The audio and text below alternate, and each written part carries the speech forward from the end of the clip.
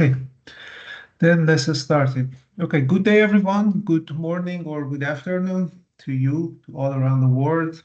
This is webinar number 4 of AM Smart Advanced Manufacturing of Smart Materials and Structures. I am Mehrpouya from University of Twente. I'm hosting this webinar, and we have two great speakers from two institutes. The first one is Professor Ausonio Tuissi from National Research Council, CNR in Italy. Professor Tuissi is one of the famous researcher started the topic of NITI in 19, and he has a very nice institute in Lecco in Italy, and he's going to also give some information about their institute and what they are doing and the current research there. The result of his research already published in several good journals so far, and also they have some companies and a startup as a result of this collaboration in long period on shape memory alloys. His presentation is going to be on the topic of the high performance shape memory effect on NITI wire and components. And it's going to be the first 30 minutes of this webinar. If you have any question, you can keep it for the end of this talk. And then we have the second speaker, Professor Saint-Sulpice from École Nationale Engineer in Brest from France.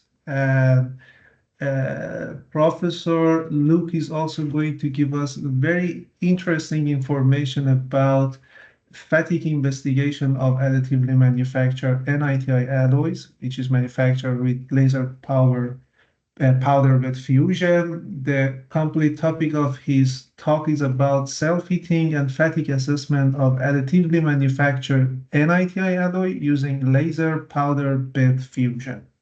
So, I'm sure you're also interested and excited about these two talks, and now this is the time for that. I would like to give the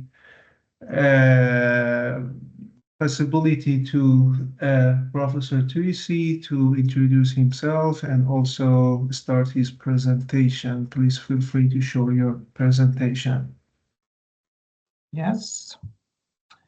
Yes, thank you. Thank you for your kind introductions. So you introduced me perfectly, just an error. I am not professor, sorry, but I'm just a doctor because I'm part of a National Research Center. It's not an academic, it's a research institutions.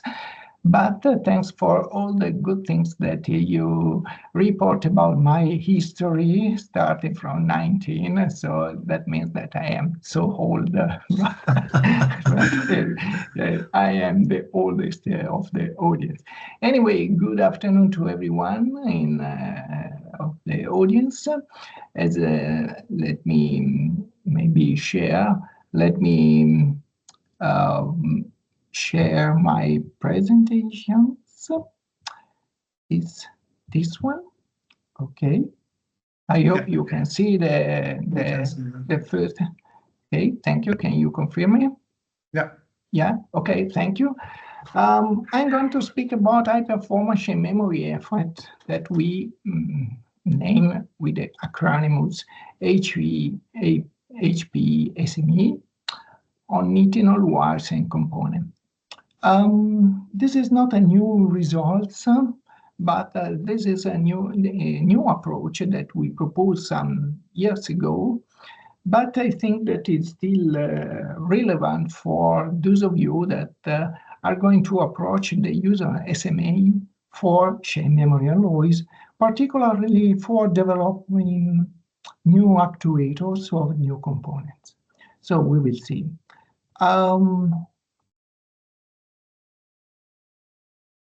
This it doesn't move. Okay, this is the outline of my talk as suggested by Mehrshad. I will introduce briefly my institutions, National Research Council of Italy, as well as my institute. ICMATE. Then we will move to fundamental things about high-performance chain memory effect. And then we will see the characterization on wire and a dynamo line actuator developed by using this new approach, as well as an overview of modeling results that we got during the past years. So the National Research Council of Italy is the main research organization of this beautiful country. It's a public institution, so it's not an academic, but it's something like CNRS in France, Max Planck Institute. So the main issue, the main aim of CNR is the research. We are below the Minister of Research, and our approach is a multidisciplinary. Means that we deal with mathematics, chemistry, physics, human life, human science, and also culturals. There are 7 departments, and there are scientific structure broadening and particularly distributed throughout all the Italian territory, as you can see there. So if you want to see, know and see much more about CNR, you can see everything on the website cnr.it.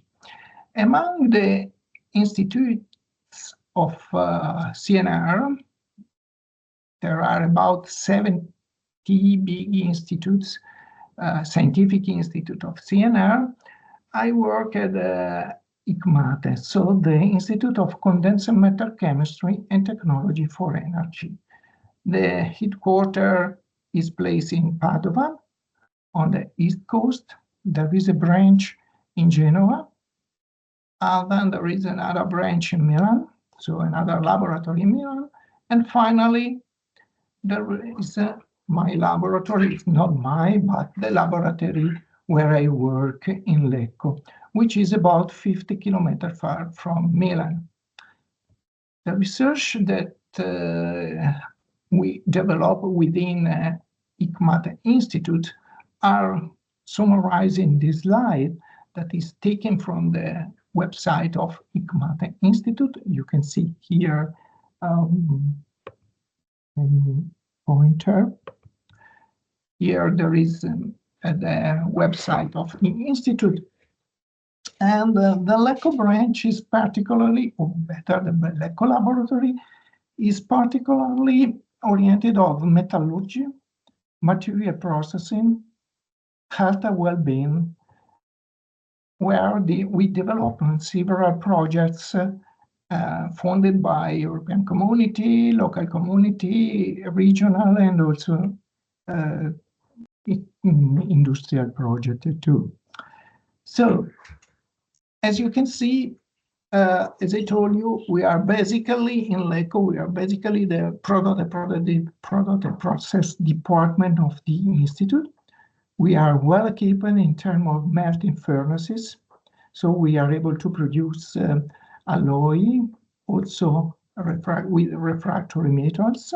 We have available a plasma furnaces, 2 vacuum induction melting, 1 vacuum arc, and recently we bought and erected 2 kinds of additive manufacturing. One is a smaller one and a ratio for selective laser melting. Both are laser powder bed fusion additive manufacturing.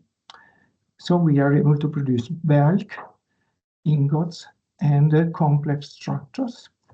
Here are our some products: ingots from maximum size of 100 millimeter in diameter for half meter long. So we are on pilot scale, so-called pilot scale productions.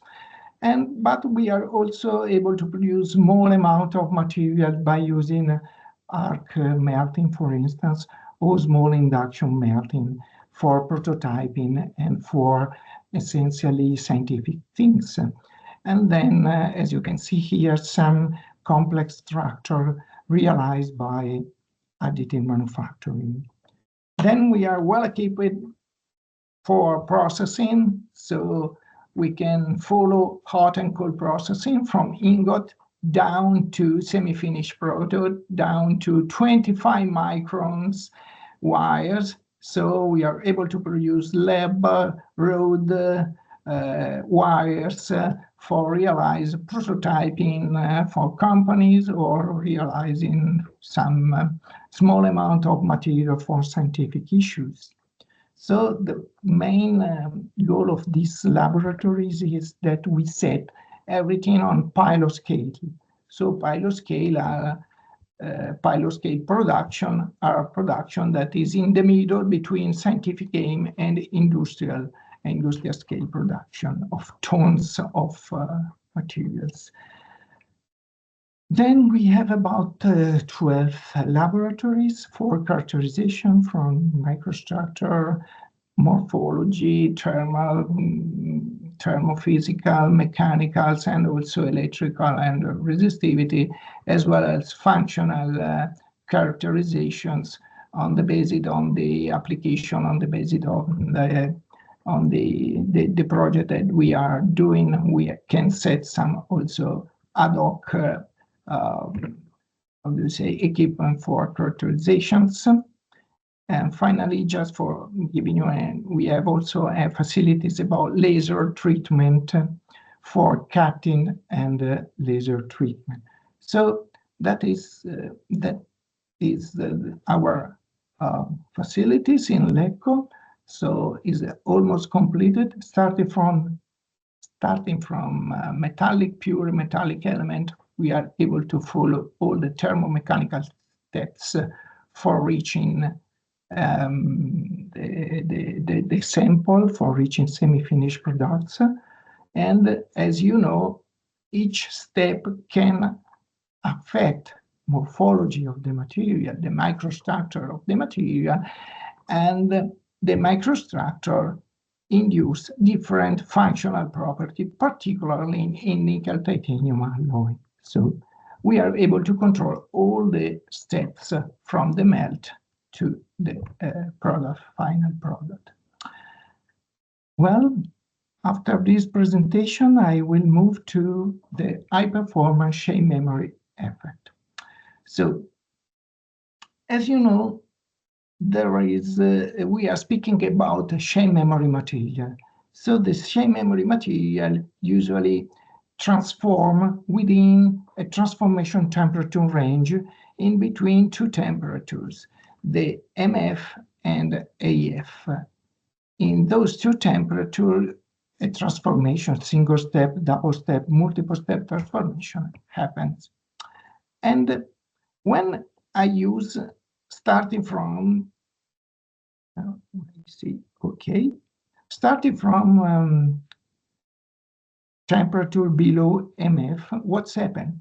When I apply a load to the material reaches the so-called detwinning strain, and the martensite is detwined up to maximum strain, imposed maximum strain. Upon unloading, there is an apparent permanent strain that can be completely recovered upon heating. Okay, this is a typical chain memory effect. Well, what's happened if I apply a constant load to the materials in order to reach this position, and then I start heating and cooling it?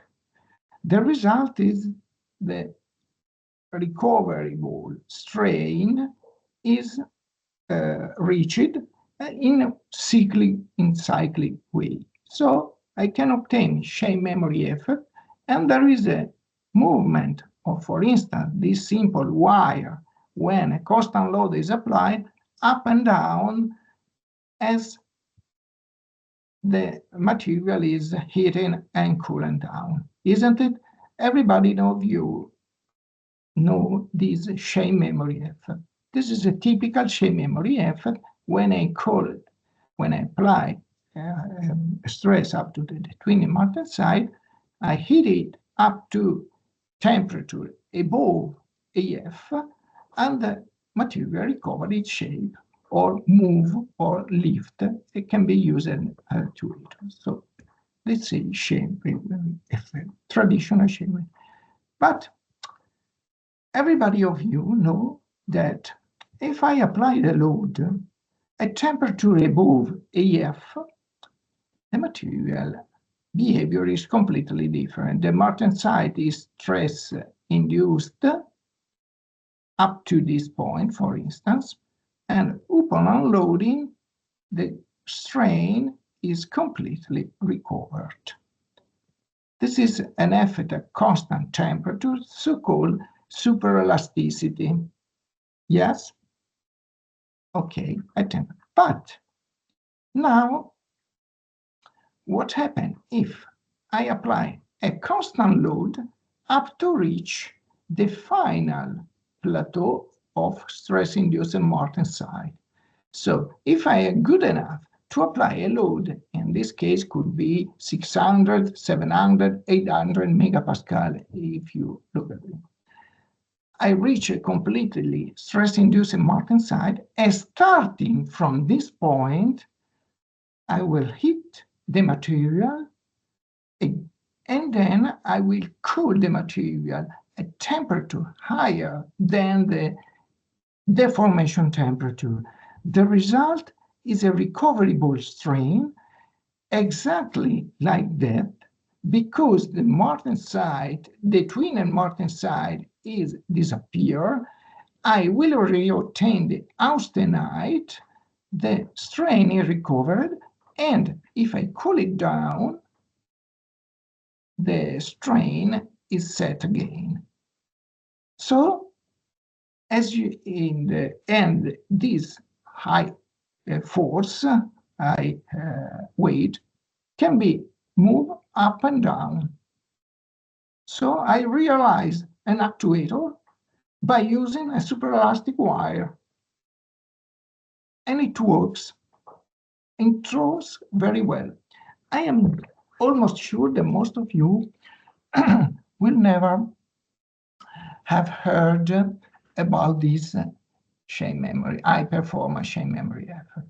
So you are traditional on the book is explained the superelasticity at higher temperature, above AF, and chain memory effect at temperature below MF. So, is it true? Yes. This is a schematic view of superelasticity, starting from austenite at the constant temperature, apply loading and unloading. I move throughout those two structures. Isn't it? That is good. This is the so-called superelasticity effect based on stress-induced martensite. But starting from stress-induced martensite, I can also heat it to restore austenite phase, and then cool it again to restore the stress-induced martensite. The result is the movement or apply stress if the material is again a constraint, but the schematic view of functioning of chain memory effect is reported in red here. So is in another point of view of seeing the materials. This is traditional viewing.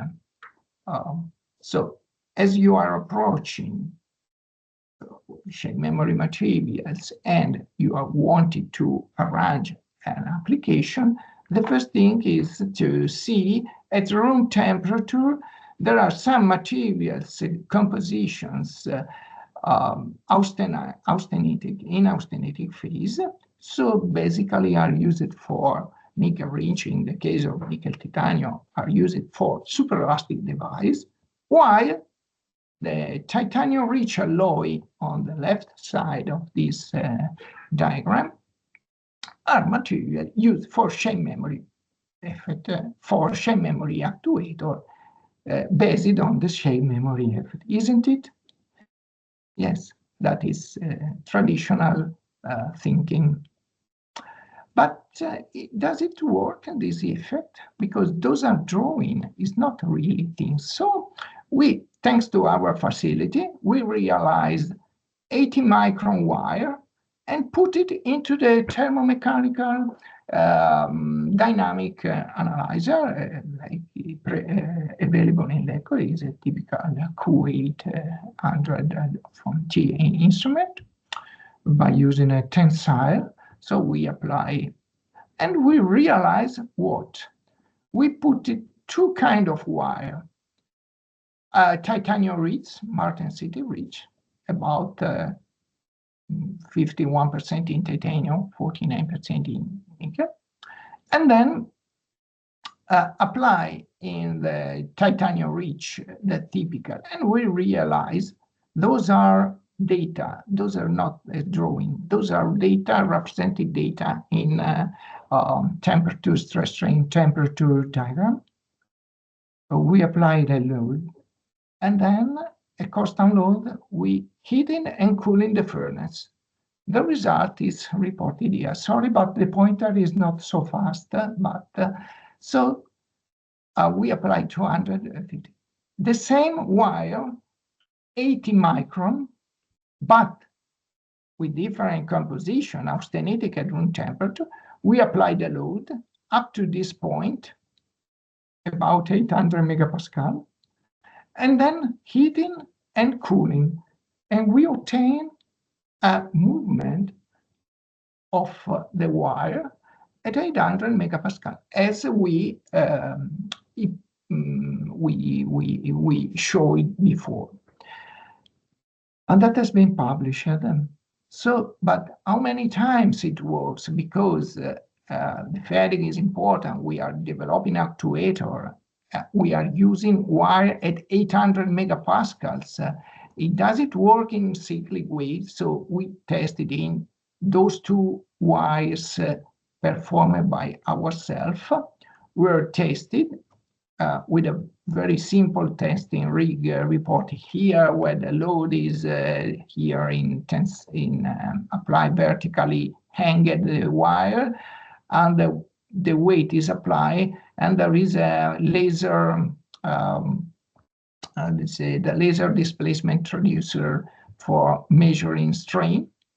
And we perform under controlled strain up to 4%, two fading or cycling. The shape memory effect is reported here on the left. This is a traditional curve of fading up to 6,000 cycle of shape memory effect wire, traditional wire, under about 200, 300 megapascals are the force suggested also by supplier company.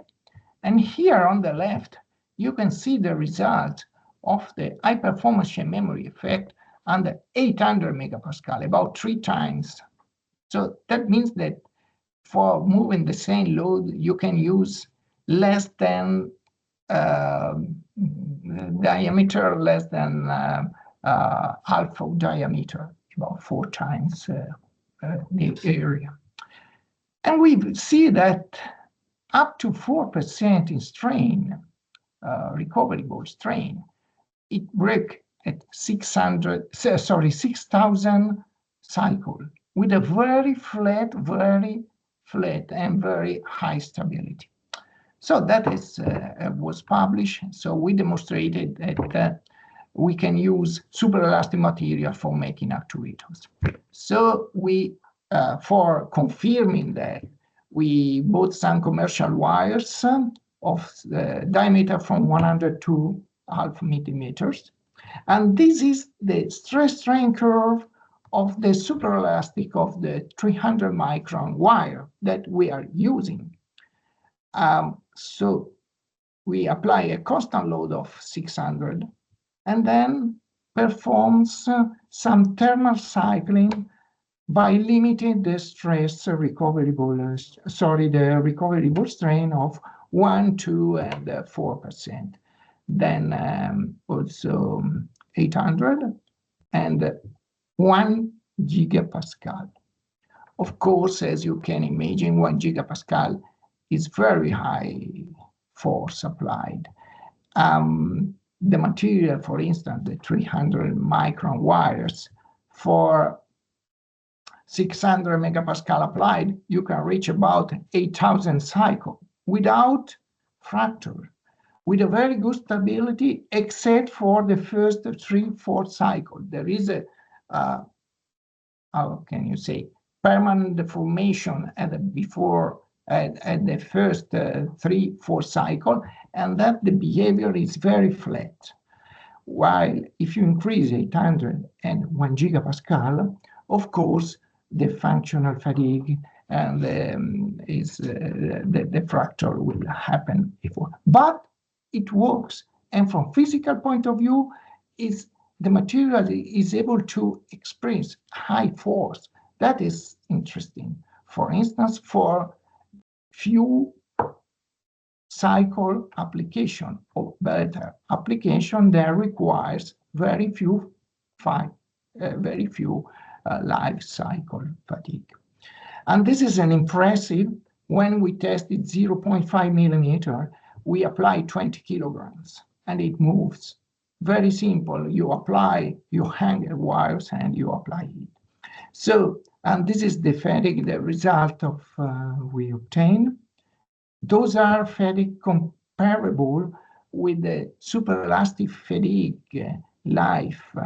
When you want to apply, I don't know if you see me, but when you want to apply to a dog bone, superelastic dog bone, and you apply a superelasticity and the deformation up to 4%, the number of cycles drop up to 2,000-3,000 cycles, and the same with the high-performance chain memory effect.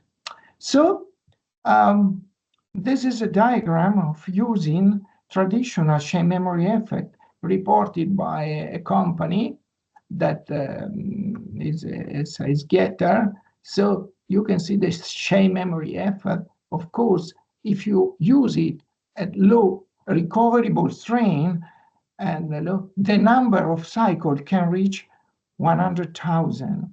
But the same with the high performance chain memory effect. When you use very small recovery strain, you can reach 10,000 cycles, and we reach 1 million cycles for deformation of the order of 1.52%.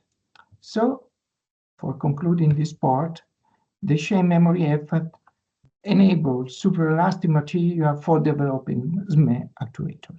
Let me use briefly another important things of this finding, of the discovery. Then, if you have this kind of device, and if you apply the load, the stress-induced Morton side is localized within certain area, the circles area. Those areas are actuators, because when you have a localized stress-induced Morton side, you have a localized actuator into the materials.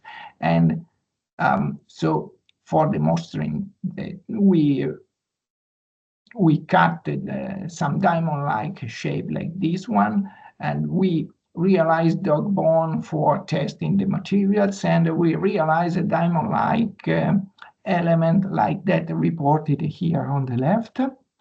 By measuring it on the same equipment, TIA instrument, we have seen by loading and unloading, there is a superelastic behavior at room temperature. But if we apply 0.7 Newton in a constant force, and then you heat it and cool it, the result is on the left. There is a thermal cycling under constant force with a displacement of about, recoverable displays, of about 2 millimeters. So by cycling this element, we obtain this bicycling that doesn't work. Why? Because you have to change your pointer to the click item, and then it would work. Okay, anyway, believe me. But anyhow, the time is already done, Ausonio, just for information. Okay. Okay, that is only 1 minute, but it works, and there is up and down, and by applying finite element analysis, we have seen that the stress and the maximum stress are localized. The maximum stress is localized in certain zone, and we obtain the fracture exactly in that point, up to about 70,000 cycles. So in conclusion, high performance chain memory is a suitable thermodynamical path for developing a new class of chain memory actuator based heating and cooling of stress-induced modern science. I think that I have finished my time, and so let me acknowledgement about the person that did. And as most of you know, we are organizing the 13th European Symposium on Modern City Transformation on the August in Lecco. So if you want to attend, you can visit the site and perform a registration. Thank you for your attention, and you have 10 seconds for questions. Thank you very much, Ausonio. It was very, very interesting presentation. So this is not new, but it's an approach for young people that want to open their mind and to see another way for how to say, designing and for developing new class of actuators.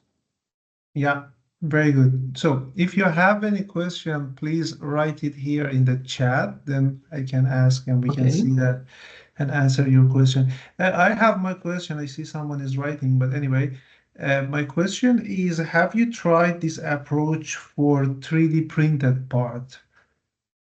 Not yet, but it works, and particularly in compression. In compression, so in compression, if I apply a stress in compressions and then heat and cooling, it moves, of course. Yeah, I think this is independent of the way of realize the materials, but we will do it.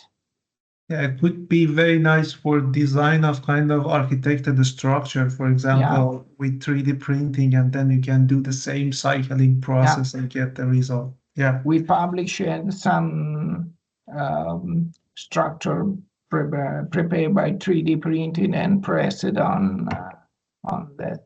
Yes. Maybe I will send you the references.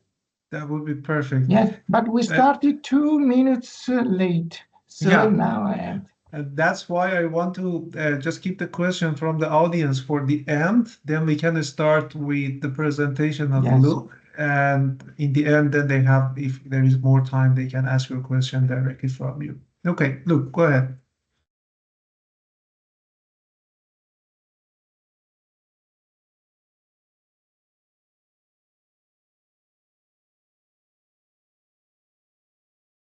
You are mute, by the way. Yeah. Okay. Thank you. I'm Saint-Sulpice. I'm from Brest in France, and I will present the study about fatigue of Twnete shape memory alloys obtained by additive manufacturing. So I work at Nationale Engineering School at Brest, and my laboratory is Institut de Recherche Dupuy de Lôme.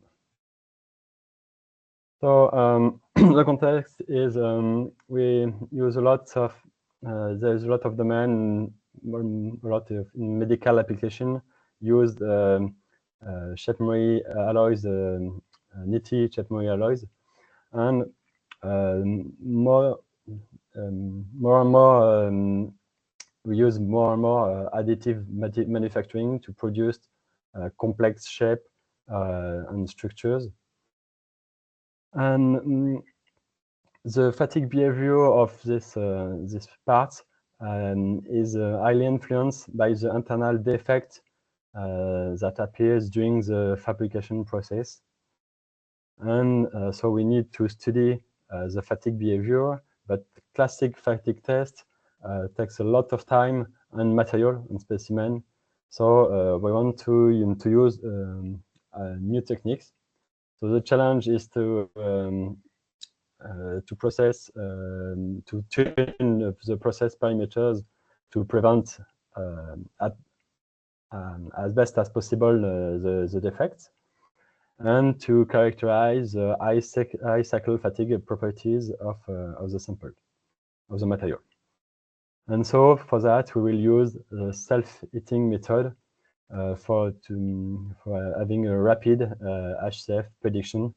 So we can try a lot of process parameters, and so try to find the best parameters in regards to the fatigue properties. So the outline of my talk will be will start presenting the material and methods of the study, then the self-heating procedure and results. And then to validate the method, we'll use a classic fatigue test, of course, and we'll end with conclusion. So about material and methods, I will present the studied materials, and then its thermomechanical properties, and after that, the method, the cyclic experimental setup we used. So the material, we use commercial prealloyed Twnete powder, so almost 51% of nitinol, with a particle size from 15 to 75 micrometers.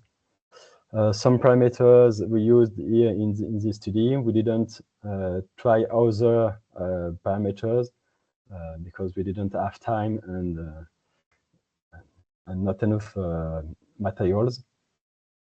And so we produced 20 tensile specimens, so we can study fatigue and self-heating test with the specimens. So we use the bull direction perpendicular to the specimen to maximize the tensile resistance of the sample. So the thermomechanical properties of these samples, we can see the DSC test here. So we see at room temperature, we are fully authentic. And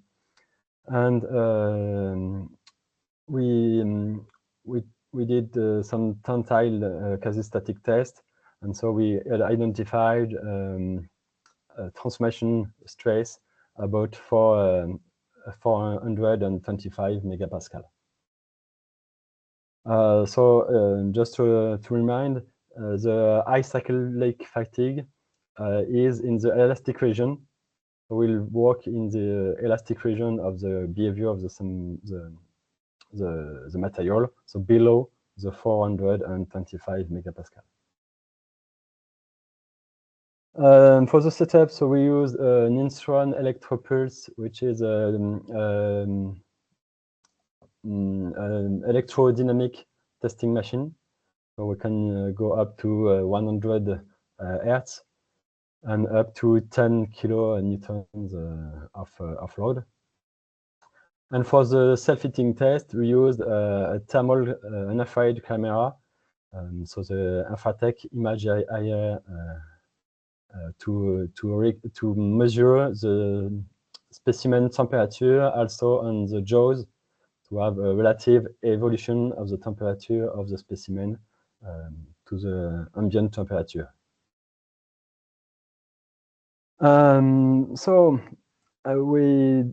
We did a self-heating test. The procedure to do self-heating test is described here on the left. So you are going to cycle the material, the specimen. So you go first to the average stress, and then you wait a little for the specimen, the temperature of the specimen to stabilize, because due to the tensile load, you will induce a cooling of the specimen due to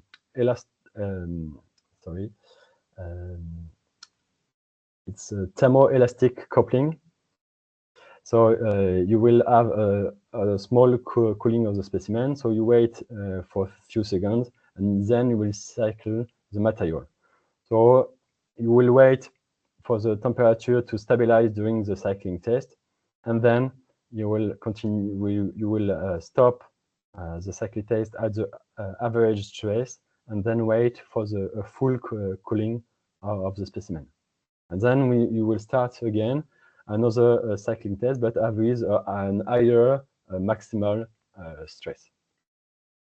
So if you look at the temperature of the specimen during this one block of this test, you will observe an elevation of the temperature during the cyclic test, which is due to the dissipation phenomena in the sample during the cyclic test. So, and then you will see also an oscillation, which is at the same frequency of the loading due to the thermoelastic coupling. So we can get two values on this curve.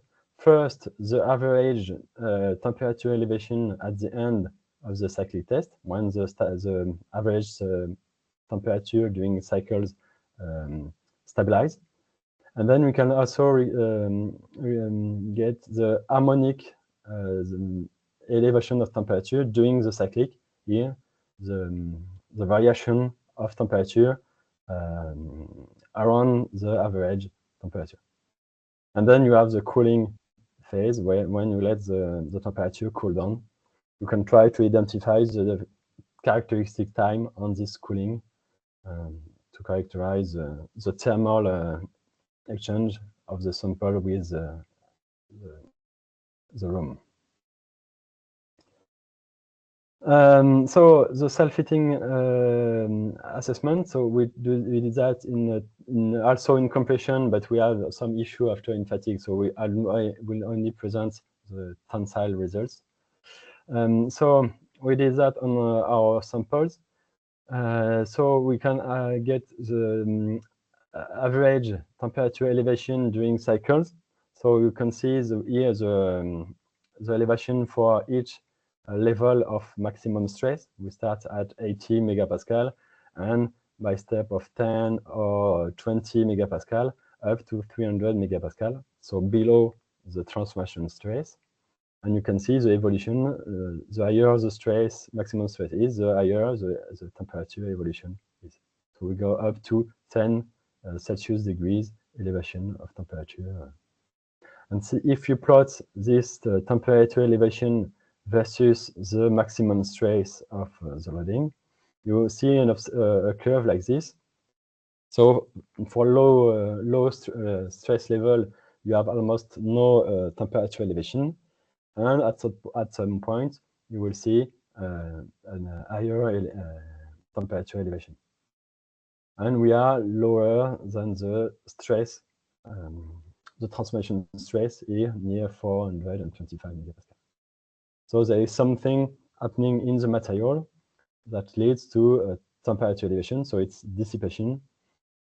And we'll try to use this thermal information and to make a link with the fatigue results. So a classic approach on this self-fitting test is to look at when the temperature elevation is starting to get much higher. So a method is to draw a line on the last points, the tangent, and to look at when it crosses the x-axis. So here we can see it cross around 150 megapascal, and so this information gives you when the phenomena related to the thermal dissipation appears in the material. And so we can try to guess. It will see if there is dissipation, it means there is some defect, and then it may lead to the rupture finally. So it's an empiric estimation of the fatigue limit using self-heating test. We can also look at the amplitude of the variation of temperature due to the thermoelastic coupling. And so we can see there is small evolution on the first amplitude, stress amplitude, due to the evolution of the stress amplitude, of course. More the higher stress amplitude, you have a higher, of course, thermoelastic coupling, and then higher elevation of temperature, variation of temperature. And then at some point, you can see that the slope is much higher. So it means there is something else that that appears in the material, which is not thermoelastic coupling. So we'll see later, but this apparition is due to micro-scale martensitic transformation. So the material, the sample seems to be elastic because you are way below the 425 megapascal, but you have some transformation very localized near defect, near on the grain boundary and on things like that, where you have stress concentration that makes small, very small martensit apparition. But we can detect this using the self-heating test.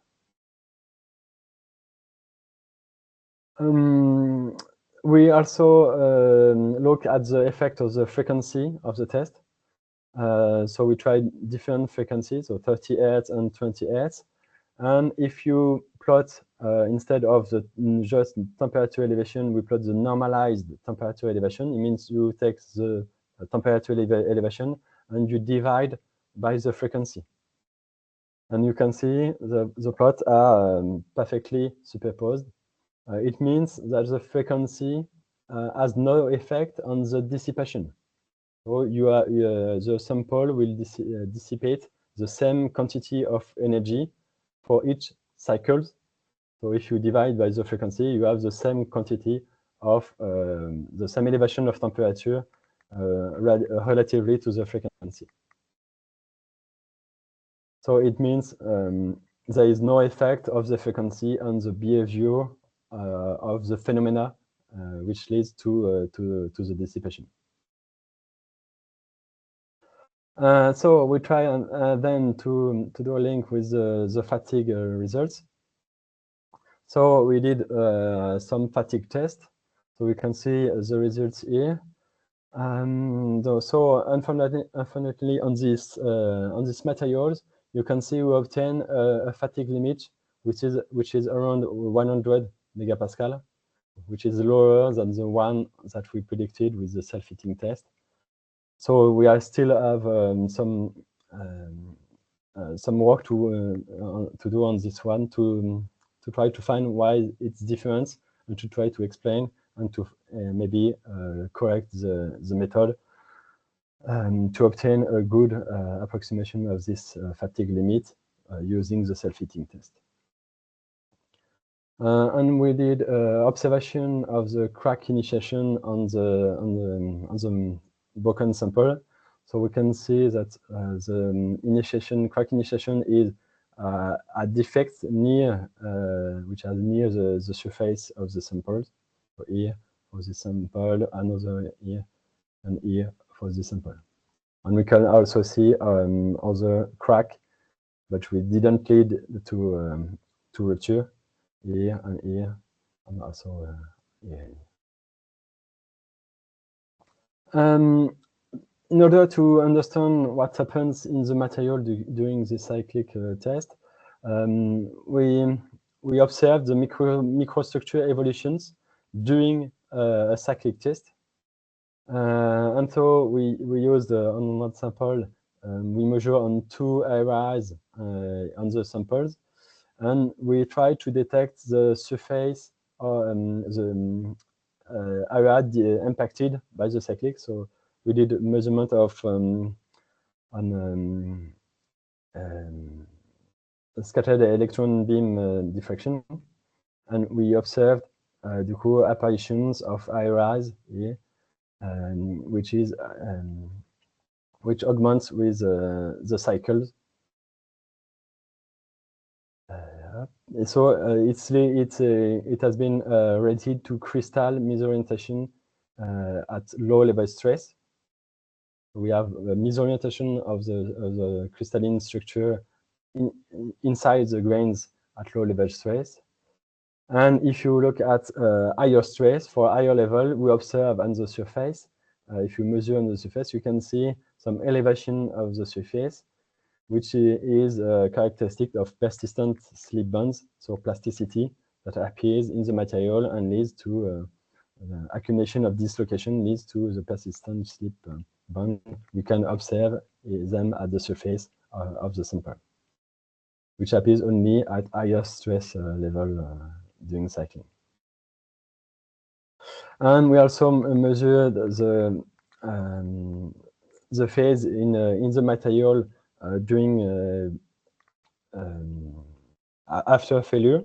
So we observe that we have in red, so it's austenitic phase, and in blue, it's the martensitic phase. So we have apparition of martensite in some area inside the material, and we can see it's near some defects in the crystalline structure after failure. And if you do a thermal flash on the sample after failure, we can observe that almost all the defects, so it's the same area in the first row, but after heating, we can almost see no defect on the surface, and a lot of the martensite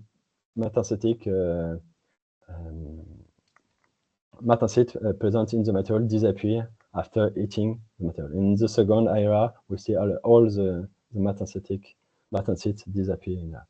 So we have some stress-induced martensite. We confirm our hypothesis with the harmonics, the thermal elastic coupling change of slope in the material is certainly due to the stress-induced martensite presence in some area in the material.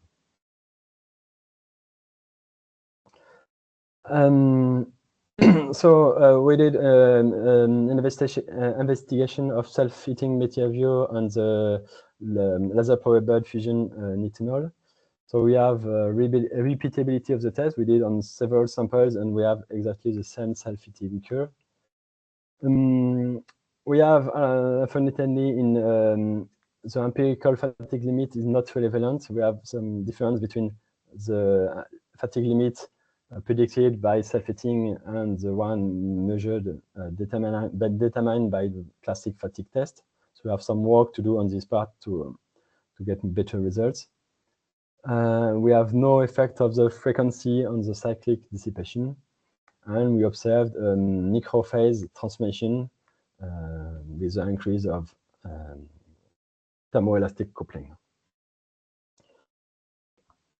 The mechanism induced by the high cycle fatigue loading is crystal misorientation inside the grain at low level stress and persistent slip bands at higher stress level. And we observe also local stress-induced martensite, which disappear mostly disappear during thermal flash.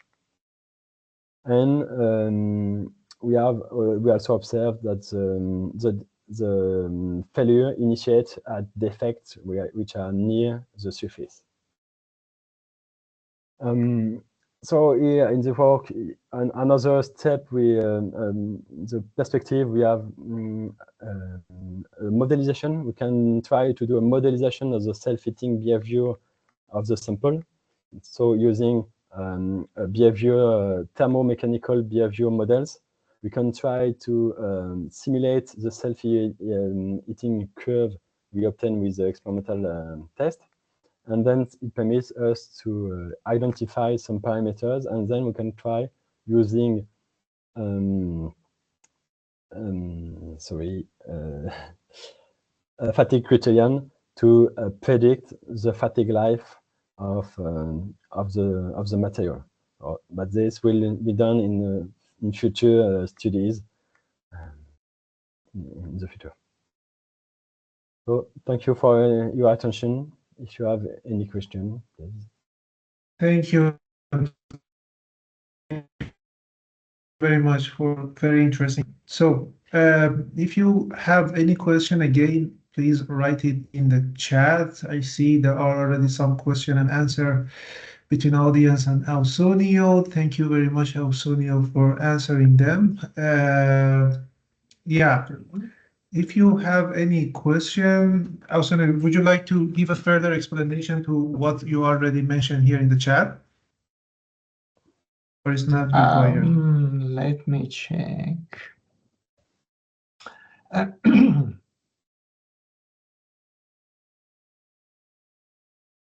Okay, someone asked about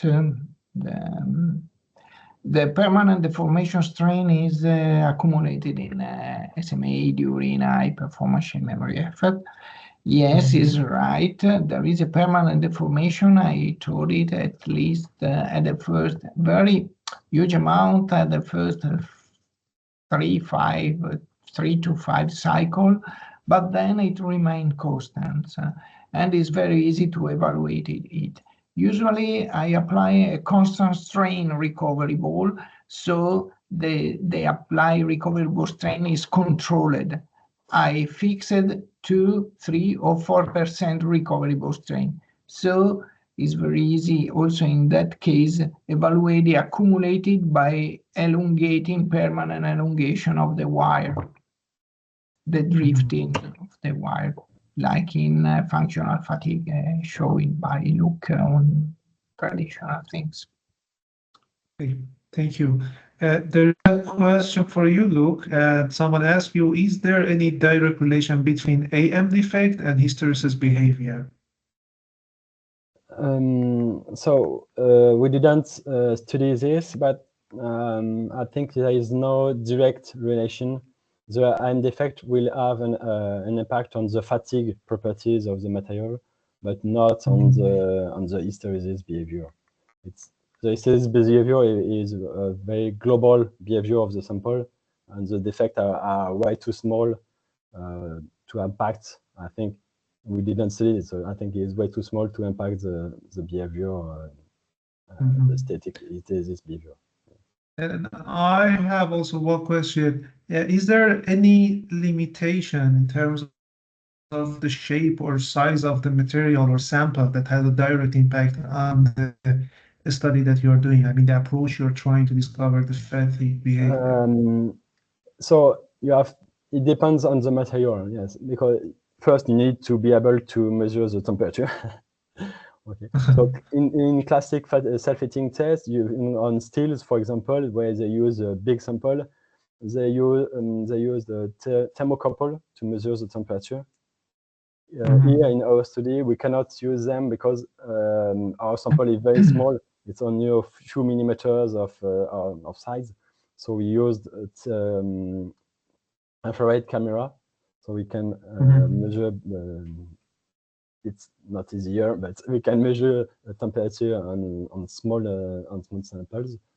And then the volume of your sample is important, because if it's too small and you don't have a lot, if you don't have a lot of dissipation in the material, the temperature elevation will be very small and it will be very hard to measure. So the bigger is your volume, the bigger will be your temperature elevation. Temperature, so and then you to can measure, but then yeah, makes sense. All right, thank you very much, both of you. You're welcome. Nice presentation. We are going to share the video later on the YouTube of this webinar and also on LinkedIn. I would like to also thank all the audience for attending this webinar.